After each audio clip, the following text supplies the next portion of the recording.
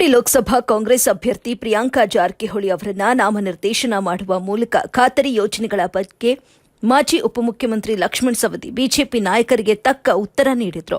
ಜನರು ಬಸ್ಗಳಲ್ಲಿ ಮುಕ್ತವಾಗಿ ತಿರುಗಾಡುತ್ತಿದ್ದಾರೆ ಮತ್ತು ಖಾತರಿ ಯೋಜನೆಗಳ ಲಾಭ ಪಡೆದುಕೊಳ್ಳುತ್ತಿದ್ದಾರೆ. ಹಾಗಾಗಿ ಬಿಜೆಪಿಯವರು ಅಸೂಹೆ ಪಡಬೇಕು. ಅದಕ್ಕಾಗಿಯೇ ಅವರು ಖಾತರಿ ಯೋಜನೆಗಳನ್ನು ದೂಷಿಸಲು ಪ್ರಯತ್ನ ಪಡುತ್ತಿದ್ದಾರೆ ಅಂತ ತಿರುಗೇಟು ಕೊಟ್ಟಿದ್ದಾರೆ. ವರದಿ ರಂಜಾನ್ ಮುಜಾವರ್, ಎಬಿ ನ್ಯೂಸ್ ಸಂಸ್ಥಾಪಕರು. ಗ್ಯಾರಂಟಿ ಯೋಜನೆಗಳು ಆಫ್ಟರ್ ಎಲೆಕ್ಷನ್ ಬಂದ್ ಆಗ್ತಾವು, ಭಿಕ್ಷೆ ನೀಡಿದ್ದಾರೆ ಅಂತ ಹೇಳಿ ಚುನಾವಣಾ ಬಿಜೆಪಿ ರಾಜ್ಯ ಉಸ್ತುವಾರಿ ಅವರು ಹೇಳಿದ್ದಾರೆ. ಪಾಪ ಈಗ ಈ ಸಂಚಾರ ಮಾಡ್ತಾ ಇದ್ದಾರಲ್ಲ, ಅದರಿಂದ ಜನ ಅವ್ರ ಮುಂದೆ ವ್ಯಕ್ತಪಡಿಸ್ತಾ ಇದ್ದಾರೆ.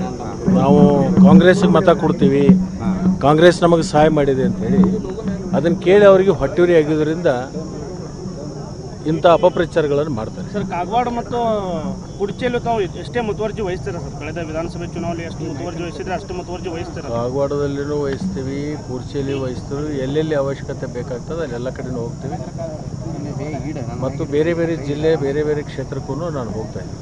ಈಗಾಗಲೇ ನಾನು ಗುಲ್ಬರ್ಗ ಮತ್ತು ಕೊಪ್ಪಳ 2 ಕ್ಷೇತ್ರ ಮುಗಿಸಿದ್ದೀನಿ. ಬಿಜಾಪುರದಲ್ಲಿ ಹೋಗಬೇಕಾಗಿದೆ, ಬಾಗಲಕೋಟೆ ಹೋಗಬೇಕಾಗಿದೆ, ಧಾರವಾಡ ಹೋಗಬೇಕಾಗಿದೆ, ಬೆಳಗಾವಿ ಕ್ಷೇತ್ರಕ್ಕೆ ಹೋಗ್ತೀನಿ. ಸುಮಾರು 8-9 ಕ್ಷೇತ್ರಕ್ಕೆ ನಾನು ಸಂಚಾರ ಮಾಡ್ತೀನಿ.